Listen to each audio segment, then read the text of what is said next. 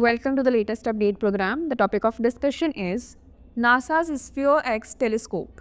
NASA is set to launch the Sphere-X Space Observatory on 27 February from Vandenberg Space Force Base in California.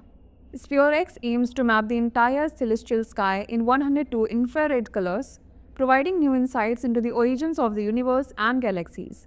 The telescope will explore cosmic phenomena like inflation and search for the building blocks of life within the Milky Way galaxy. Before we proceed, we have an announcement to make. Drishti IAS is pleased to announce new batches of IASGS Foundation Prelims Plus Mains course at its Noida branch. Classes for English medium are starting from 17th February and for Hindi medium, the classes are starting from 21st February. For more information, call 87501-87501.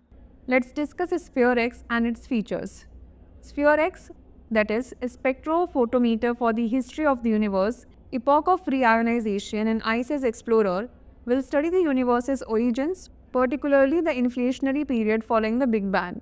The observatory will work alongside the Hubble telescope and James Webb Space Telescope to offer high-resolution views of planets, stars, and galaxies.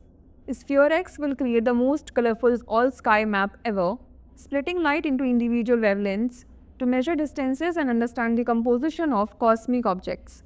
The observatory will map 3D locations of hundreds of millions of galaxies to explore how inflation shaped the large-scale structure of the universe. It will measure the collective glow of galaxies, even those too distant, small, or faint for other telescopes to detect.